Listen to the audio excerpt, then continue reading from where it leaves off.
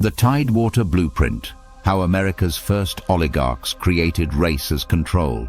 Do you ever wonder how we got here?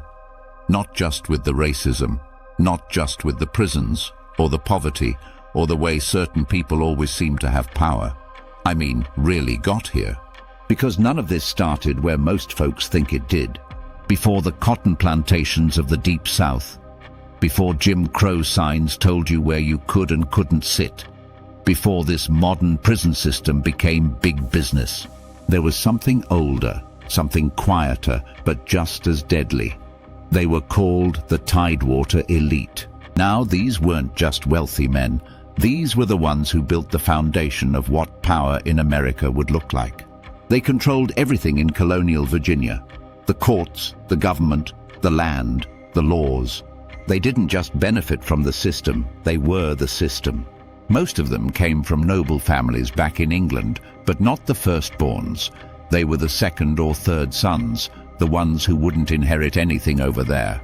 So they came here, grabbed land by the thousands of acres, and set up their own version of nobility in the so-called New World.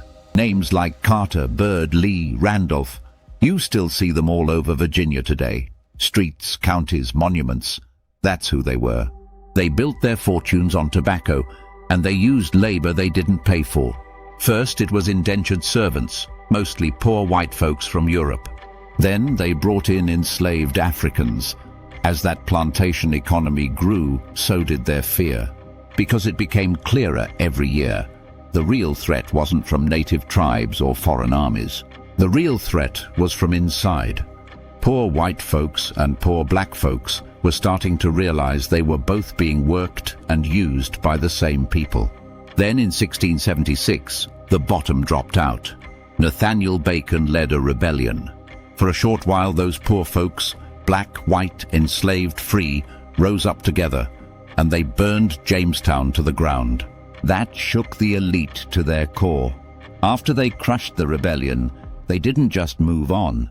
No, they went to work. They passed laws, drew up new rules, not to fix inequality, but to make sure the poor never came together again. They gave poor whites a new identity, not land, not wealth, but whiteness. They turned skin color into a kind of social currency, made race into a wall that divided the poor and protected the rich. That's when you start seeing slave codes, anti-miscegenation laws, restrictions on gatherings, everything designed to divide the folks at the bottom so the folks at the top could stay right where they were. And that system, it never really went away. It evolved, showed up again in the Confederacy, in Jim Crow, in the war on drugs, in redlining, in voter suppression, in mass incarceration. Over and over again, the same strategy, divide and control.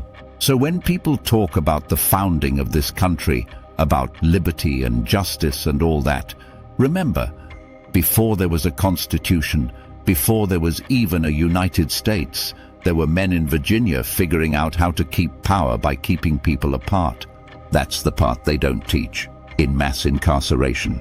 Because once you know where a thing starts, you stop being surprised at where it ends up. This has been Baldy's Thoughts.